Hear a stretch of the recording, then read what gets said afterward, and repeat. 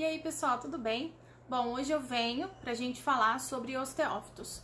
Na semana passada eu deixei uma enquete para saber se vocês sabiam o que era e quem disse bico de papagaio acertou. Então hoje eu vou falar para vocês um pouquinho sobre o que é. É uma patologia comum que acomete principalmente mulheres e pessoas acima dos 50 anos. É muito mais comum, né? Porque como ela é uma doença degenerativa, ela acaba vindo muito com a idade, tá? Mas tem alguns outros fatores que podem acarretar. Então, o que é o bico de papagaio? Ele é uma saliência óssea que costuma aparecer por desgaste articular. Então, se há algum desgaste no disco, principalmente por postura errada, mantida por muitos anos, obesidade, sedentarismo, hereditariedade, então a genética influencia também. E claro que hérnias de disco e, então como eu estava falando também, fraturas podem desencadear, né, o bico de papagaio e doenças reumáticas, né, como no caso da artrite, né, que é um desgaste articular. Bom, então o bico de papagaio ele tem uma prevalência muito maior na região lombar, porque querendo ou não é a região que mais absorve cargas durante os anos. E em segundo, a região que mais acontece é a cervical. A cervical ela acontece muito pelo envelhecimento da população, então conforme a gente vai envelhecendo, é comum que apareça osteófitos na região cervical, tá? Como eu já disse, ele é mais comum nas mulheres, né? E nem sempre o osteófito ele causa dor, tá? Ele é progressivo, então conforme o tempo ele tende a ir piorando, né, e crescendo, e ele não é reversível, é uma doença irreversível, né, então por ele ser uma saliência óssea, a gente não tem cura, né, mas a gente acaba tendo tratamentos que são eficazes para reduzir os sintomas. Agora eu entro com vocês um pouco sobre a anatomia, né, pra gente conseguir entender por que acontece o bico de papagaio. Como ele vem por um desgaste articular, a gente pode considerar que o disco intervertebral ele acaba diminuindo de espessura. E como a função do disco, que a gente já viu, é amortecer, é reduzir impactos, conforme vai tendo aquele impacto direto na coluna, por não ter mais o disco para amortecer, isso acaba gerando essas saliências ósseas, né? Esses novos pedacinhos para suprir essa força que acaba acontecendo em cima da coluna. Não sei se foi muito clara, espero que sim.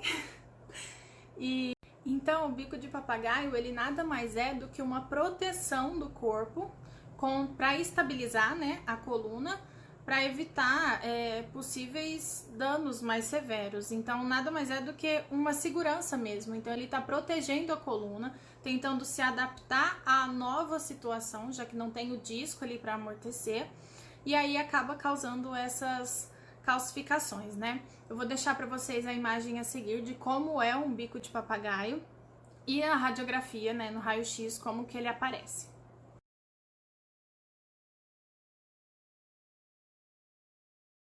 Quanto aos sintomas, o paciente ele pode apresentar dor, perda de força, limitação dos movimentos, perda da sensibilidade e até dos reflexos, e em alguns casos formigamento.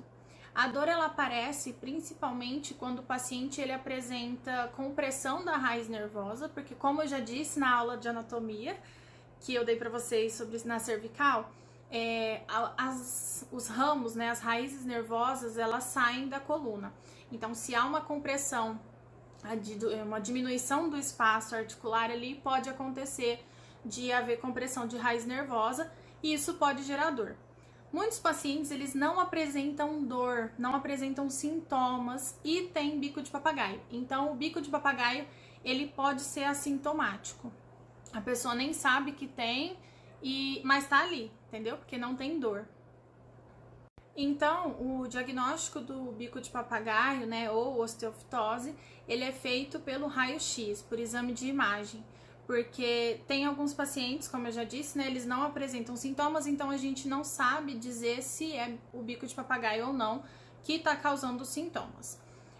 O tratamento, ele principalmente é conservador, pela mudança de hábitos. Então, se a pessoa é sedentária, se a pessoa é obesa, se tem um fator genético, então a prevenção é sempre o melhor caminho, prevenir. Então, se você sabe que a sua postura tá errada, que você tá sedentário, enfim, né, se você analisa o seu estilo de vida, você tem que começar a se prevenir. Quanto antes isso acontecer, melhor. E se você já tem o bico de papagaio e você apresenta os sintomas, a fisioterapia ela é excelente para o tratamento, reeducação postural, então pilates, a atividade física supervisionada também é indicada como tratamento conservador. Já para o tratamento cirúrgico, ele é indicado em casos severos, né, onde o tratamento conservador não adiantou, e quando há um comprometimento nervoso muito grande. Então, se a pessoa perde função, perde sensibilidade, o membro fica praticamente assim inutilizado, né? E em casos onde há uma deformação óssea muito grande, porque o bico de papagaio ele tende a ir para uma postura de proteção, então você evita sentir dor, né? Então, alguns pacientes, principalmente com a idade, tendem a ir ficando curvados, e isso causa um comprometimento, em alguns casos, de órgãos, pode causar um comprometimento muito grande da postura, e aí nesses casos é indicado cirurgia, mas é sempre bom passar por um médico para avaliar certo. E por hoje é só. Eu espero que eu tenha sido clara, que tenha sido fácil para vocês entenderem, porque eu acho difícil de explicar, né, às vezes, mas eu espero que vocês tenham entendido. Se tiver alguma dúvida, estou aberta para ajudar vocês. E excelente semana. Até a próxima. Beijo!